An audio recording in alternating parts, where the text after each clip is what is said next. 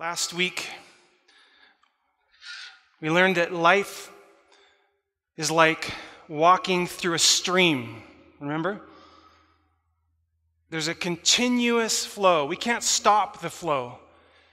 We anticipate things. We watch them come, and then they come to us, and then they go. Here it comes. Here it is. There it goes. Continuously. Grief is inevitable. It never stops. We're always letting go of something and saying hello to something else. Letting go of something, embracing something. It's continuous. Now, what I had no idea about, though, was how prophetic my message would turn out to be. I mean, not only did we experience a funeral and 2 deaths in between these messages, but are the Surretts here today? Janine and... Because, do you remember last week I talked about my 2 goldfish that died? Later that afternoon, their 2 goldfish died. Creepy. We talked about how grief isn't just the big, life-ending, hairy stuff. It's also losing goldfish. It's losing a friendship. It's losing a job. It's saying goodbye to an era of life. Grief embraces the entire spectrum, and it touches everything because sin touches everything. We also talked about how the more profound grief we go through is like walking through a dark tunnel. And the longer or the deeper the grief, the longer the tunnel, the darker the tunnel. And then the darker the tunnel, the more profound the stakes. Grief is not just an experience. It's not just a hardship. It's a battle for our very souls, our hearts, which is why we need to learn to grieve with hope. I think the most controversial statement I made last week was, there is a wrong way to grieve. Every one of us grieve differently, but the Apostle Paul says, we do not want you to grieve like the rest of mankind who have no hope. We know that these tunnels are inevitable. We know that we will all experience them if we haven't already. What I really want to do today is figure out how do we grieve with hope? And just start the conversation. Now, last week I also admitted that while I've lost grandparents and I've experienced death and I've certainly experienced my share of funerals as a pastor and walked with family, I have not experienced the loss of a parent or a child or a spouse and some of those things that many of you have experienced. And so I just put that out there, the elephant in the room. Here's a guy who has not walked through the most profound grief speaking on it. So what I did this last week and the week before is I started talking to people who have. Anita Lehaven lost her father. Henry Wall lost a sister this week and his first wife.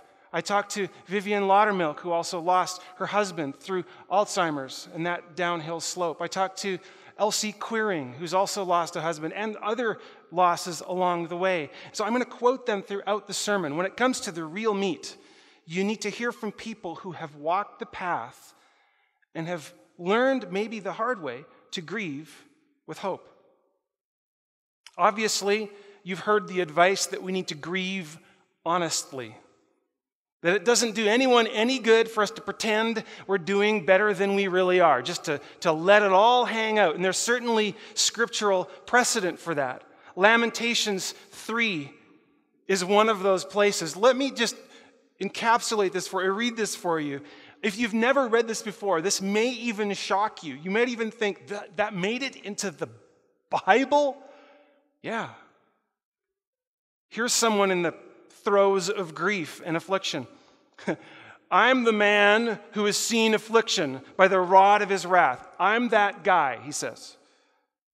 He has driven me away. This would be God, right? He has driven me away. He's made me walk in darkness rather than light. Indeed, he's turned his hand against me again and again all day long.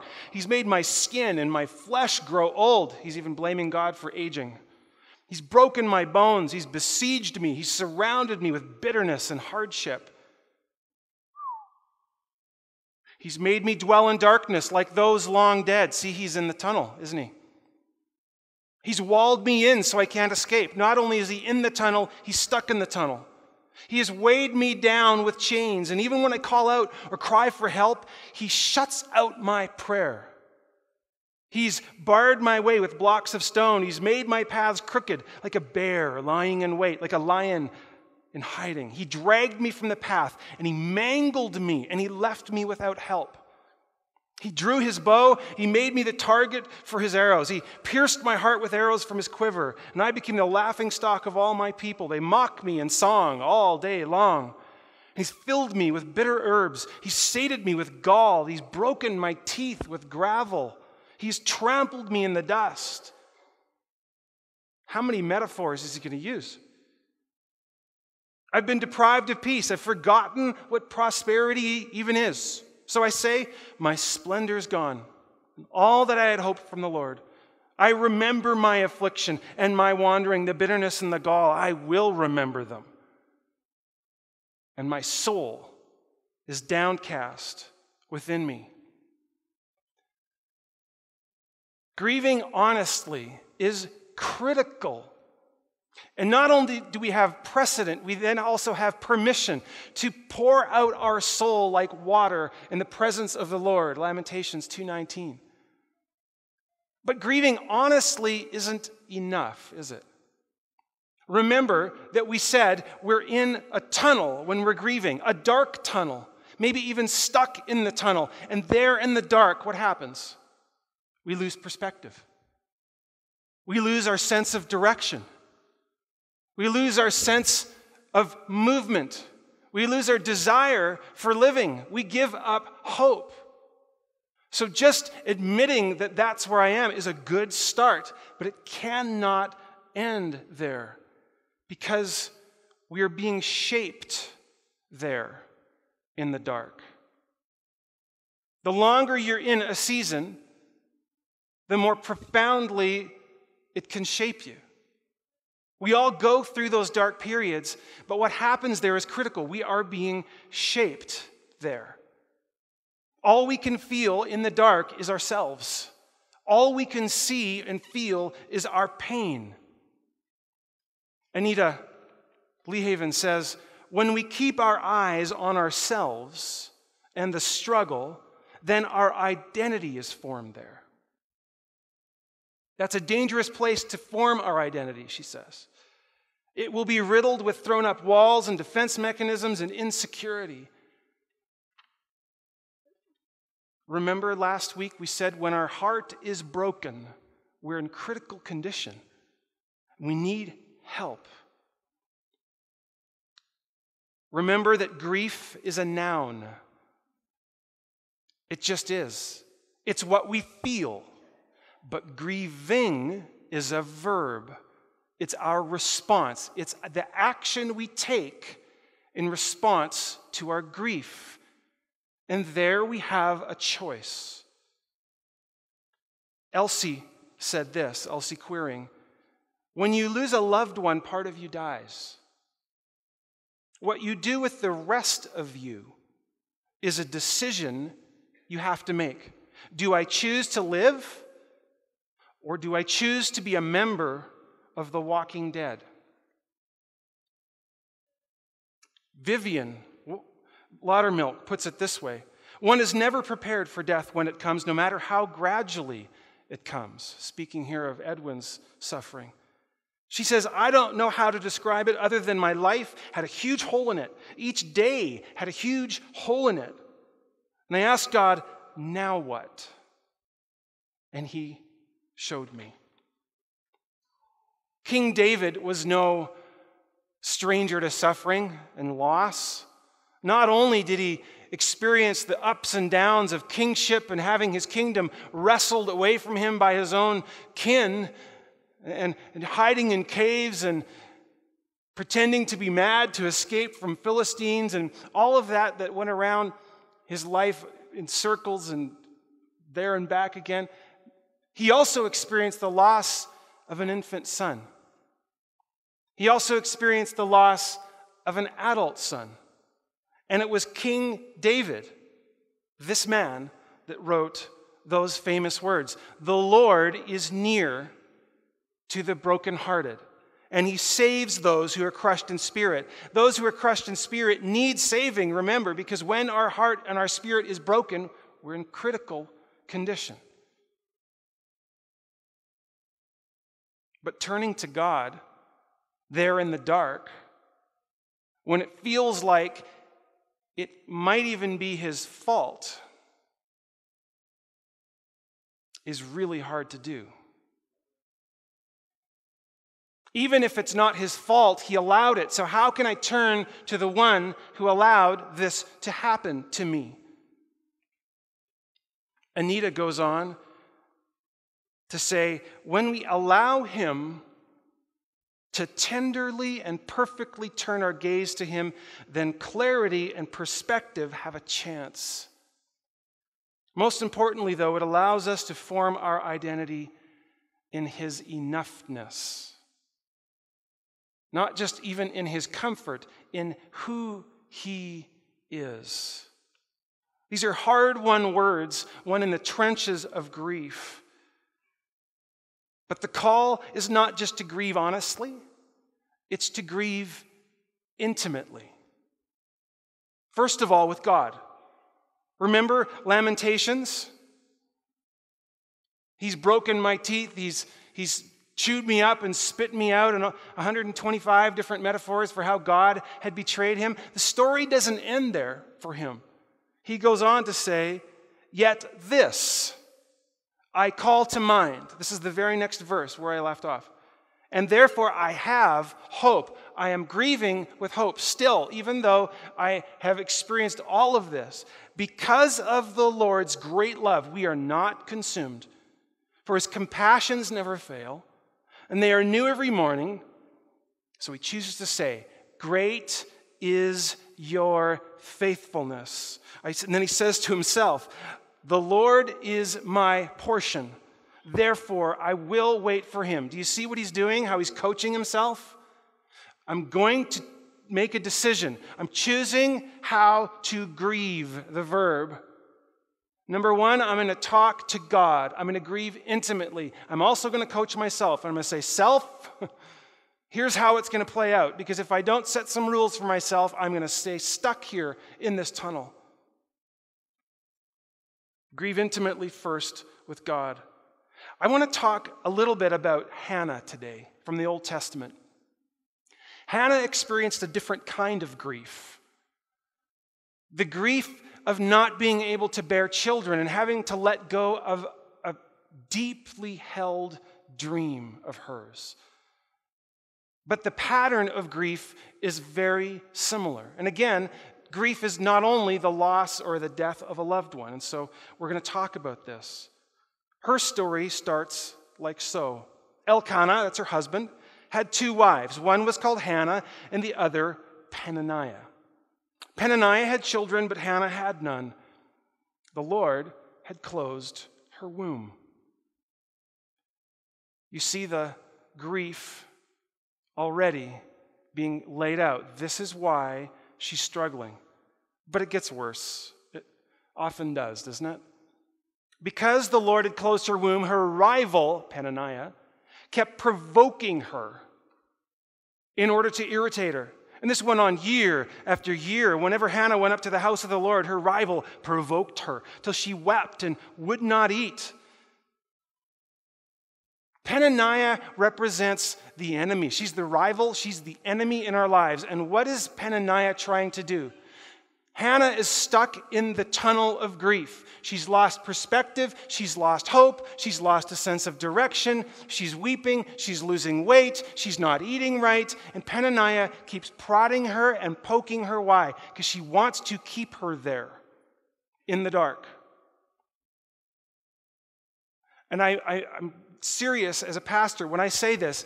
We can see it in the lives of others. We can't often see it in our own lives when we're trapped, when we're stuck, when we've fallen prey to the enemy's schemes to keep us in that dark tunnel. Her husband isn't much better, actually. Elkanah, her husband, would say to her, "Hannah, why are you weeping? Why don't you eat? Why are you downhearted? Don't I mean more to you than 10 sons? Whew, dude. Man, husband of the year right there, right? If that ever happened in any way, shape, or form in our house, I'd be sleeping on the couch, outside, dead of winter, soaking wet. Just saying. But do you see how she's stuck in this tunnel? She doesn't even know how to explain. He doesn't understand. He's saying, help me understand. I don't get it. I don't understand why you're stuck. Why can't you just move on? But she's stuck, and the record is playing, the broken record, over and over and over. The enemy, the voice of Penaniah, you'll never bear children, you'll never amount to much. Whatever it is that the enemy plants in our minds to keep us going around in circles. You know those games that we play?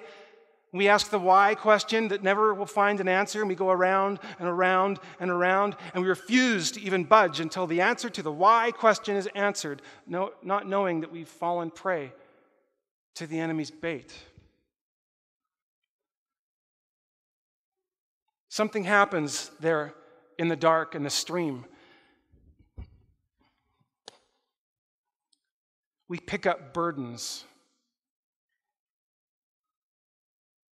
Maybe you've picked one up this morning on your way in, a river stone that will come in handy later.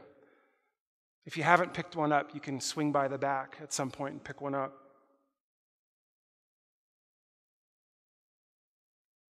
This represents bitterness. The kind of bitterness that was starting to take root in that writer in Lamentations. That's how he felt, but he was also stuck. And the longer we're stuck, the more we focus on what we have been deprived of, and we start to become bitter, not realizing you carry one or two of these. How on earth are you going to get out of the tunnel? By choosing to hold this, you're deciding to stay there. You cannot travel light with such big burdens. Hannah, though, starts to find a way out. We're going to talk about that in a minute. Henry Wall describes his own journey, as I met with him last week, and how he was tempted in the darkness of his despair as he mourned the loss of his wife, Edith, to throw a pity party and to kind of hold it indefinitely until he reached a point where he said to himself, this isn't getting you anywhere. He says to me, pity parties don't work. Pity parties are a self-centered approach. You feel sorry for yourself and you become ineffective at living. I'm not sure what was all going on in Hannah's heart and mind, but I do know that she was stuck. This language year after year, year after year, year after year keeps coming up. She's in the cycle. She's in the loop. And then she starts to find a way out. Once when they had finished eating and drinking in Shiloh there at the temple, in bitterness of soul, see, she's carrying something, Hannah wept much, and here the language changes. Not just wept much, and prayed to the Lord. And she made a vow saying, O Lord Almighty, if you will only look upon your servant's misery and remember me and not forget your servant, but give her a son, then I will give him to the Lord for all the days of his life, and no razor will ever be used on his head. Now, making bargains with God is actually one of the phases of grief that we often go through. But at least she's talking to God. She's not just complaining anymore. She's not even just venting. She's pouring out her soul. She's, in a sense, without even realizing it probably, giving it to God the best way she knows how. As she kept on praying to the Lord, Eli, the priest who was on duty there, observed her mouth. Hannah was praying in her heart, and her lips were moving, but her voice wasn't heard. And Eli thought she was drunk. Another awesome male figure in this story. See, men are so good at emotions. She must be drunk. What's wrong with her? How long will you keep on getting drunk? Get rid of your wine. That's the spiritual thing to say. Draw a line in the sand. Stick to it. Not so, my lord, Hannah replied. I'm a woman who's deeply troubled. I haven't been drinking wine or beer, just to clarify. I was pouring out my soul to the Lord. Don't take your servant for a wicked woman. I've been praying here out of my great anguish and grief. Anita says, in each of the world stopped moments, the only thing that pulled me out of that in-between place was when I laid out my brokenness at Jesus' feet. All of it, snotty and messy and hopeless, when breathing was all I had left. And even that was in a delicate toss-up. I didn't pretend I could survive without him. I went straight to him. She's describing something that I've heard many people describe, and that is that grieving, the verb, can be an act of profound intimacy with Jesus. If intimacy is measured by what we share, then surely to pour out my entire soul, snotty and messy and all that it is, to God is an act of intimacy that many of us can't even comprehend because we haven't ever been there. So we begin by grieving intimately with God, and then we also need to learn to grieve intimately, and this is the hard part, with others. Eli answered, "Go in peace." Whoops, he's made a mistake, right? "And may the God of Israel grant you what you have asked of him." And she said, "May your servant find favor in your eyes." And then she went on her way and ate something, and her face was no longer downcast. Early the next morning, they arose and worshiped before the Lord, and then went back to their home at Ramah. Elkanah lay with Hannah, his wife, and the Lord remembered her. So in the course of time, Hannah conceived and gave birth to a son, and she named him Samuel, saying, "Because I asked the Lord for him." Now, there are 2 points I want to draw from this section, and they are huge if we can grasp them. Number 1, her tunnel begins to end. That dark tunnel begins to end, or the light begins to enter the tunnel, however you want to figure it, when she opens up her soul. First to God, and then to Eli. Not even her husband understood. What's wrong? Why are you crying? Until now, she's been crying, she's been wilting, she's been not eating. Now she's pouring out her soul, first to God, then to Eli. The verse I started the passage with, or the sermon with this morning, was that we need to learn to grieve as those with hope. Do not grieve as those who have no hope. You could also say, do not grieve as those who have no help. Because we have help in most cases. There are people around us that would love to walk with us, to help us carry it. If you're in the middle of a tunnel this morning and you have never poured out your soul in all its ugliness to God, I would encourage you to do that. But if you've done that and you still find you're stuck, maybe it's time to share that, take a leap and share that with someone else, whoever that Eli is in your life. And here's the second point, and this one could be life-changing. She poured out her soul to God, but God answered through people. She poured out her soul to God, and God answered through people, and not just anyone. Look who he picked. He picked 2 people that had no clue what she was going through. And this gets to the heart of what keeps many of us in the tunnel when we're stuck in the tunnel. One of the lies the enemy whispers to us has a half-truth in it. The half-truth is, no one can truly understand what you're feeling. The lie in that is, therefore they can't help. She starts moving out of the tunnel when she confesses what's going on in her life to a priest who thinks she's drunk.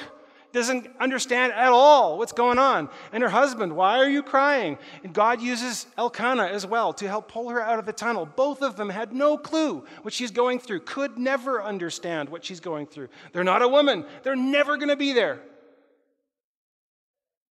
And yet God used them. Instead of saying, if someone's going to help me, and here's my list of what they've got to be. They've got to have gone through exactly the same thing I've gone through, and they've got to be this, and they've got to be that, and they've got to be this. Maybe instead we should start with the fact that we're in a tunnel. It's dark. We've lost perspective. We have no idea how to get out, and the enemy has plans to keep us there for the rest of our lives.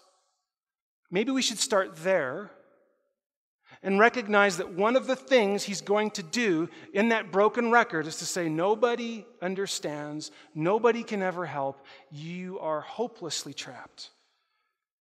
Now, it's true, and I'll get to that in a minute, that we do need people who have walked our path. And there are people who do understand. So part of the lie is that no one else does, because there are people who do.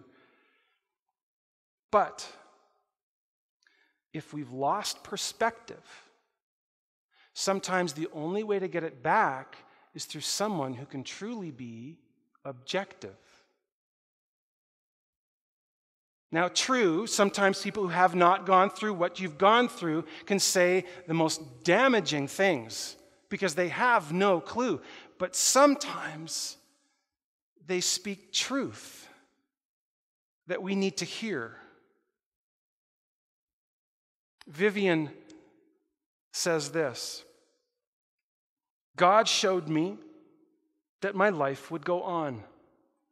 I felt his comfort not only in time spent in fellowship with him and his word, grieving intimately with God, but also through the loving acts of friends and family, not all of whom could understand, I would add. She says, my church family became more and more precious to me at this time. Remember the vision or the image of the stream that we're in. We are now in a tunnel. It's pitch dark. How do we get out? God sends us things, people, situations, Bible verses, songs floating downstream. They bump into our legs. Often our reaction when we're in the middle of grief as things are bumping into our legs and God's sending us things that are designed to help us is, can't you see I'm grieving? Quit sending me things. I'm grieving. He might say, you were grieving, now you're drowning. I'm trying to help. And that help, those things that float downstream to us may come in the form of comfort, but often, and this is where it's so hard to receive from what I've heard from my conversations, is that God will send purpose downstream. We don't want purpose. We want answers. We forget that turning backwards and trying to answer the why question and what led up to this, why, doesn't give us purpose, because we probably won't find the answer to the question. Instead, purpose is found in the now, embracing the things that God has right in front of us, because those things will build our future. It's so hard to take those things when they come. And there are seasons when we're not ready to take them, I understand. Sometimes it's too fresh. But we have to remember, these burdens are killing us. And while we're holding them, we can't grab the things God is sending us downstream. We're too busy holding on to our bitterness and our pain. Elsie said this, grieving must not be totally consuming. God has more for us to do. Challenges, responsibilities, joy in serving him. And if you know anything about Elsie, you know she has lived this. This is probably on her wall somewhere in a plaque, because I would say she has become an illustration to me of this principle. Gone through incredible grief, but found new purpose. Jeremiah 29:11, famous verse. You've probably memorized it. It's probably at the back of your yearbook somewhere. I know the plans I have for you, declares the Lord. Plans to prosper you, not to harm you. Plans to give you a hope and a future. Not hope in the future, hope and a future. May not be the future you had picked. May not be the future you had put all your eggs in that basket on, but it is a future, and it's waiting for you, and he's got plans. The problem with the plans, though, is that they require our participation. There's a P word for those who've been counting P's today. God invites us to shape our purpose in conjunction with his plans.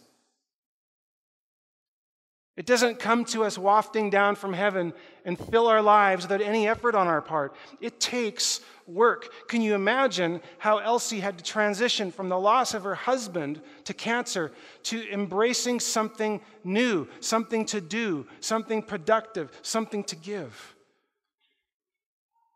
All of the people I talk to either said it outright or model it and live it with their lives, or both. They found purpose in giving. They found purpose in serving. They found purpose in focusing on God first and people second.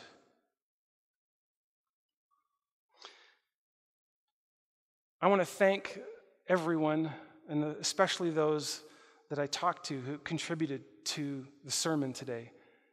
I could not have preached this myself, so thank you for your wisdom. I pray, though, that all of us, whether we're in the midst of grief right now, whether we face it in the future, or whether we're stuck in the tunnel, whether we're coming out of the tunnel, that we'll learn to grieve honestly, learn to grieve intimately with God and others, and then accept his response no matter who it comes from. I think we need to come to grips with the stones. Come on back. The stones that we are carrying. And ask ourselves, as familiar as this stone has been,